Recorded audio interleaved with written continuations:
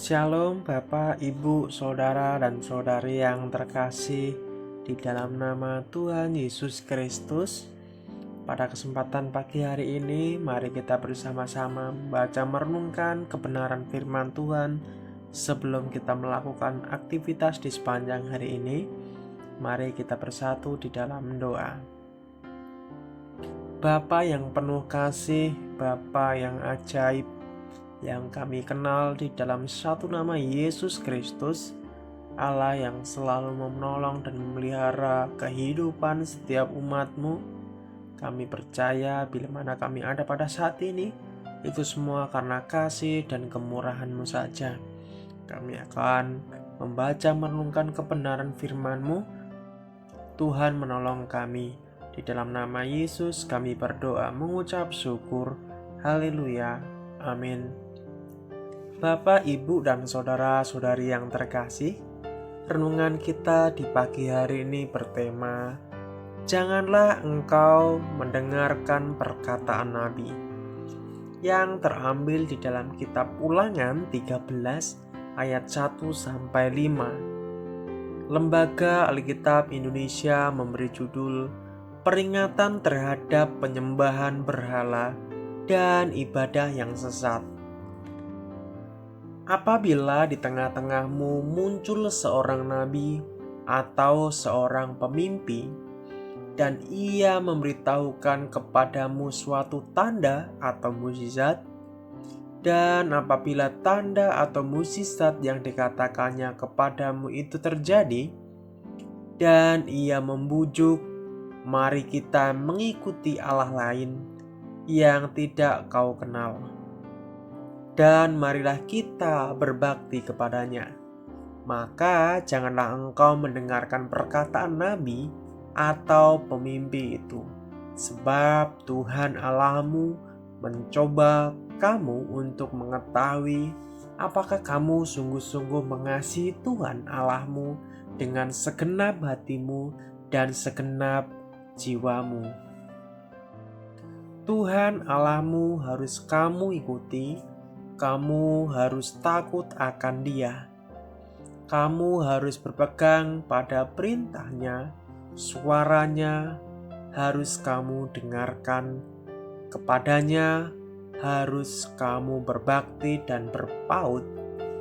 Nabi atau pemimpi itu haruslah dihukum mati, karena ia telah mengajak murtad terhadap Tuhan Allahmu yang telah membawa kamu keluar dari tanah Mesir dan yang menebus engkau dari rumah perbudakan dengan maksud untuk menyesatkan engkau dari jalan yang diperintahkan Tuhan Allahmu kepadamu untuk dijalani. Demikianlah harus kau hapuskan yang jahat itu dari tengah-tengahmu.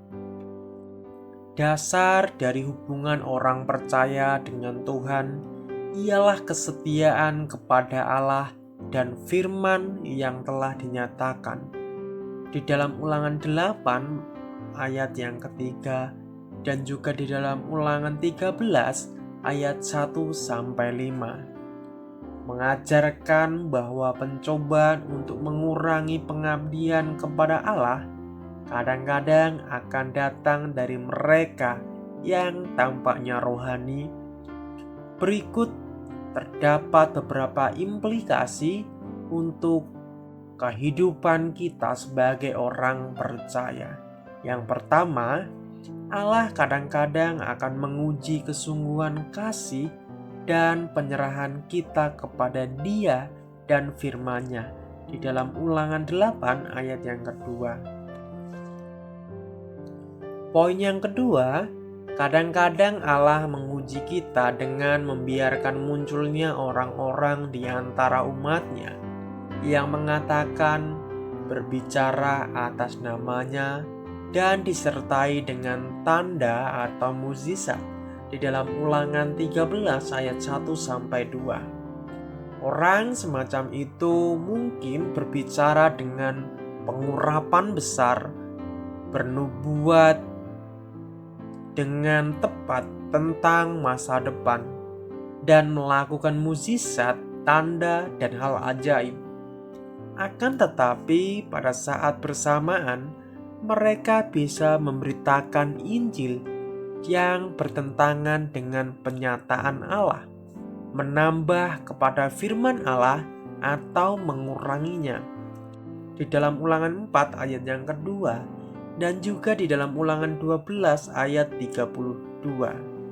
Jikalau kita mengikuti para pemimpin palsu ini, kita akan dijauhkan dari kesetiaan mutlak kepadanya dan firman-Nya yang terilhamkan di dalam Ulangan 13 ayat yang kelima. Dan selanjutnya, poin yang ketiga, poin yang terakhir, di dalam Perjanjian Baru juga mengingatkan bahwa nabi-nabi palsu dan guru-guru palsu akan sangat memutarbalikkan Injil Kristus pada hari-hari terakhir. Orang percaya harus bertekad untuk setia kepada penyataan Allah tertulis yang terdapat dalam Alkitab. Keabsahan, pelayanan, dan ajaran seseorang jangan dievaluasi hanya dengan bakat berkhotbah, kuasa untuk bernubuat, mengadakan mukjizat, atau jumlah orang yang ditobatkan. Patokan-patokan semacam itu akan makin tidak bisa diandalkan menjelang akhir zaman. Tolak ukur kebenaran harus senantiasa firman Allah yang tidak ada salahnya. Amin. Mari kita bersatu di dalam doa. Kami memuji mendambakan Engkau sebagai Tuhan, penolong jiwa kekasih kami. Biarlah kami senantiasa berpegang teguh kepada kebenaran firman itu sendiri. Dan kami percaya ketika kami dekat denganmu, bahwa Engkau akan selalu menyertai setiap orang yang percaya, yang bersandar kepadamu. Terima kasih Bapa, kami sudah membaca merenungkan kebenaran firman-Mu. Inilah doa seruan kami, di dalam nama Yesus Kristus kami berdoa mengucap syukur kepada Bapa di sorga. Haleluya. Amin.